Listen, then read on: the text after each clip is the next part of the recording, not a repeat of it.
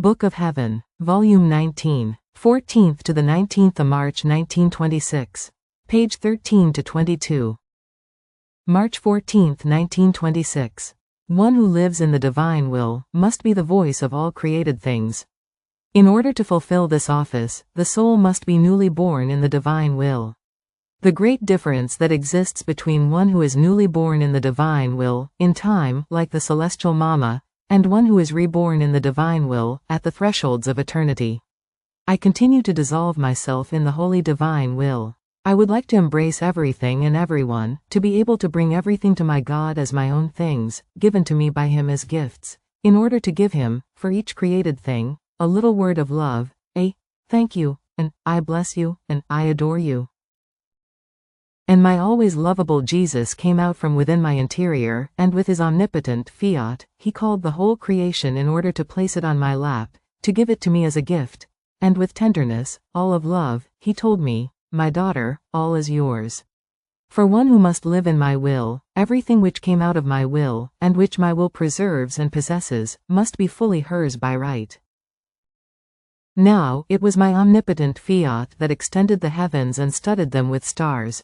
My fiat called the light to life and created the sun, as well as all the other created things, and my fiat remained inside the creation as triumphant, dominating and preserving life. Now, one who has won the divine will has won the whole creation, and even God Himself. Therefore, by right of justice, she must possess all that my will possesses. More so, since the creation is mute for its creator, and I made it mute because the one to whom I was to give it and who was to live in my will, would, herself, have speech in all created things, so that all things made by me might be speaking, not mute. So, you will be the voice of the heavens, and echoing from one point to another, it will make your word heard, which, resounding through the whole celestial atmosphere, will say, I love, I glorify, I adore my Creator. You will be the voice of each star, of the sun, of the wind, of the thunder, of the sea, of plants, of mountains, of everything, repeating continuously, I love, I bless, I glorify, I adore, I thank the one who created us. Oh, how beautiful will be the voice of my newborn of my will, of the little daughter of my volition, in all things. It will render the whole creation speaking, and creation will be more beautiful than if I had given it the use of the word. I love you so much that I want to hear your voice in the sun, loving, adoring, glorifying. I want to hear it in the celestial spheres, in the murmuring of the sea, in the darting of the fish, in the bird that sings and warbles, in the lamb that bleats, the turtle dove that moans. I want to hear you everywhere. I would not be content if, in all created things, in which my will has first place, I did not hear the voice of my little newborn who, rendering the whole creation speaking, gives me love for love, glory and adoration for each thing created by me. Therefore, my daughter, be attentive. I have given you much, and much do I want. Your mission is great. It is the life of my will that must be carried out in you, which embraces everything and possesses everything. Then, after this, I was thinking to myself, how can I do all that blessed Jesus tells me, being present in all created things, having one act for everything that the supreme volition does, as if it were to be my echo, and I its echo, if I am just newly born in the divine will? I should at least grow a little bit, to be able to diffuse myself a little more, as best I can, in all created things, as my beloved Jesus wants. Now, while I was thinking of this, He came out from within my interior and told me, My daughter, do not be surprised if I tell you that you are the newborn of my will. You must know that my Immaculate Mama herself is the newborn of my will, because in comparing what the Creator is and what the creature can be, and take from God, she can be called a little newborn. And because she was the newborn of my will, she was formed in the likeness of her Creator and could be queen of all creation. And, as queen, she dominated everything, and her echo ran well with the echo of the divine will. And not only the celestial sovereign lady, but all saints, angels and blessed can be called just newly born in the eternal volition. In fact, as soon as the soul leaves her mortal body, she is reborn in my will, and if she is not reborn in it, not only can she not enter the celestial fatherland, but she cannot even be saved, because no one enters the eternal glory if one is not a birth from my will. However, I must tell you of the great difference that exists between one who is the newborn of the supreme will in time, and those who are reborn at the thresholds of eternity. One example is my Queen Mama, who was the newborn of the divine will in time, and because she was newly born, she had the power to make her Creator descend upon earth. And while he was still immense, she made him become little within her maternal womb, to clothe him with her own nature and to offer him as the savior of the human generations. By being newly born, she formed seas of graces, of light, of sanctity, of science, in which to contain the one who had created her. By the power of the life of the supreme will which she possessed, she was able to do everything and to impetrate everything. God himself could not deny what this celestial creature was asking for, because it was his own will that was asking, to which he could not, and should not, deny anything. So, one who is newly born in my will in time, forms seas of grace while being in exile, and upon departing from the earth, she carries with herself all the seas of the goods which the divine will possesses, and therefore she carries with her God himself. To bring from the exile that will, that God who reigns in the heavens, is a portent. You yourself cannot comprehend clearly the great goods, the prodigies of one who is newly born in my will in time. Therefore, of all that I tell you, you can do everything, more so, since my will itself will do it, as though identified with your little being. On the other hand, for one who is reborn in my will upon departing from the earth, it is the divine will that makes her find its immense seas to make the soul be reborn in it. She does not carry her God with herself, it is God that makes himself found by her. What a difference between the two! Therefore, greater grace I could not give you than making of you the newborn of my will, and if you love to grow, let my will alone grow. March 19, 1926. How the most holy will of God eclipses everything, even creation and redemption, and being life of everything, it will produce greater fruits. I write only to obey and to fulfill the will of God alone. I was thinking to myself, my always lovable Jesus tells me many times that I must be the copy of my celestial Mama, and therefore embrace everything and make up for all, to be able to impetrate the longed for fiat, just as the sovereign queen impetrated the longed for Redeemer. But how can I do this? She was holy, conceived without original sin. I, on the other hand, am one of the littlest and poorest creatures, conceived with original sin, like all the children of Adam, full of miseries and weaknesses. How, then, shall I be able to follow the flights of the sovereign lady in the divine volition, in order to impetrate upon the earth the so longed for fiat, which my sweet Jesus wants to reign?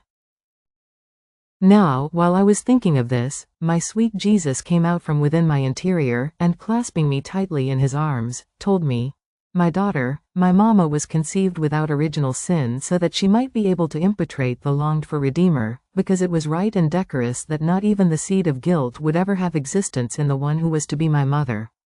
She was to be the noblest, the holiest of all creatures, but of a divine nobility and of a holiness all similar to her Creator, that he might find in her so much grace and capacity as to be able to conceive the Holy of Holies, the Eternal Word." Many times creatures also do this, when, having to keep precious things and of great value, they prepare most clear vases, and of a value equivalent to the precious things which are to be kept in them. On the other hand, if those are ordinary things and of little value, they prepare vases of clay and of very little value, nor do they have the care of keeping them under lock and key, as they do with the most clear vase. Rather, they keep them exposed. So, from the preciousness of the vase and from the way it is kept, one can know whether the things contained in it are precious and of great value. Now, since I was to receive her blood in order to be conceived in her womb, it was right that both her soul and her body be most clear, and that she be enriched with all possible imaginable graces, privileges and prerogatives that God can give and the creature can receive. Now, my daughter, if all this happened in my dear Mama because she was to make the longed for Redeemer descend upon earth, to you also, since I have chosen you for the longed for fiat, longed for by heaven and by the earth, longed for with great love and yearning by the very divinity, even more, longed for more by God than by men, I was to give you so much grace as not to place the knowledges pertaining to my will in a corrupted soul and body, and not only the knowledges, but the very life of my will, which it was to form and carry out within you. Therefore, making use of its power, even though it did not exempt you from original sin, with its power it repressed the inclination to sin and stood firm over it, that it might not produce its corrupted effects. So, in you my will keeps original sin crushed and without life. This was right and necessary for the nobility, the decorum and the sanctity of the supreme will.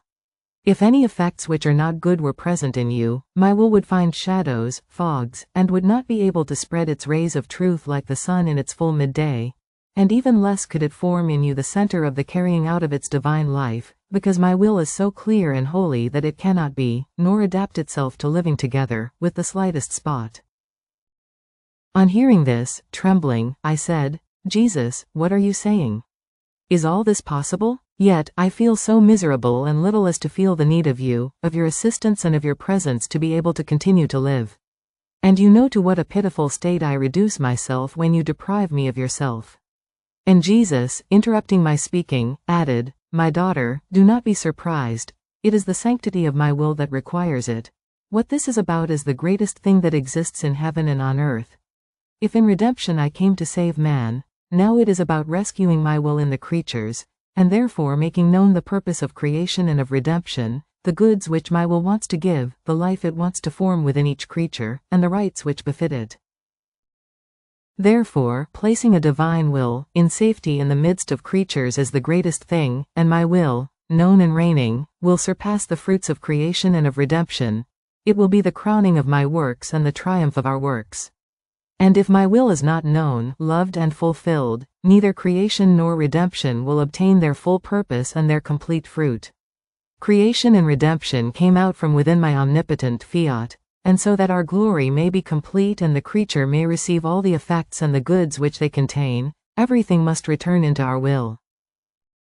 Now, who can say how my poor mind swam in the immensity of the eternal will, and what I comprehended?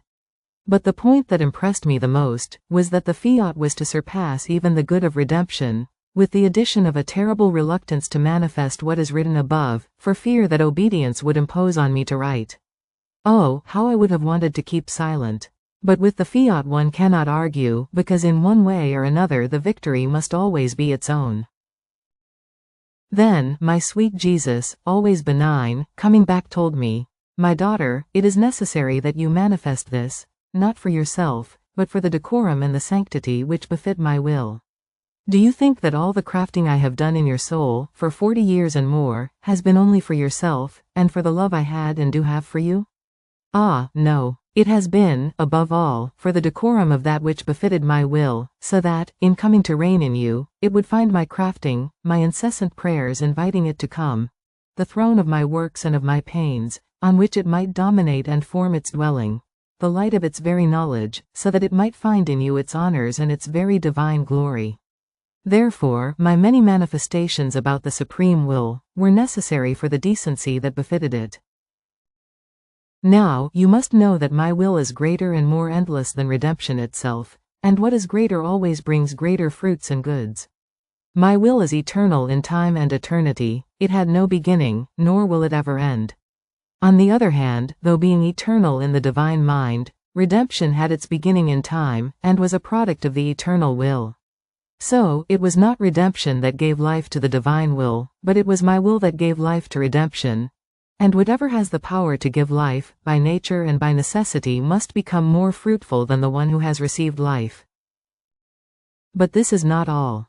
In creation, the divinity issued from itself the shadows of its light, the shadows of its wisdom, of its power. It touched the whole creation lightly with its whole being.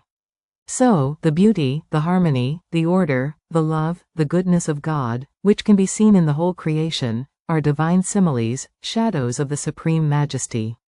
On the other hand, my will, not a simile or a shadow of ours, came out into the field of creation as the life of all created things, and so it is life, foundation, support, vivification and preservation of everything that came out of our creative hands. Therefore, everything is owed to the supreme will. My redemption itself bent its knees before it, to implore that it would constitute itself life of each act, heartbeat and suffering of mine, and even of my breathing, so as to let vital aids flow within the creatures in order to save them. My redemption can be called the tree, whose root is the divine will, and since it has produced the trunk, the branches, the leaves, the flowers of all the goods which are present in the church, it must therefore produce the fruit of life, which the root of this tree contains. Moreover, the creation came out from ourselves with the only purpose that our will be known and loved more than life itself, and therefore our will constituted itself life of everything, so as to be fulfilled. All the other things created by us, and even redemption itself, were given as aids in order to facilitate our purpose. So, if we do not obtain our primary purpose, how can we obtain our complete glory, and how can the creature receive the good established by us? Furthermore, creation, redemption and the fiat voluntas tua on earth as it is in heaven, symbolize the sacrosanct Trinity. In fact, just as the divine persons are inseparable from one another, so these works are inseparable from one another. Each one gives the hand to the other. Each one helps the other. The triumph, the glory, belongs to all three of them. And since our will has held the primary place in all our works, creation and redemption remain eclipsed and as though dissolved within the immensity and the endlessness of the supreme will. Our will envelops everything and keeps the very things done by us as its throne, from which it reigns and dominates. So, if our will is everything, why are you surprised that it will produce greater fruits than our other works? And man will receive that life which he has, but does not know, because he keeps it as though compressed, drowned, weakened, while it moans and sighs, because it wants to carry out its life, but it is not allowed to do so. Therefore, be attentive, because the knowledge of my will shake man, and will be like cement on the woodworm which original sin produced in the tree of the human generations, so that, once the root has been strengthened, the creature may allow that life, which she had rejected with so much ingratitude, to live within herself.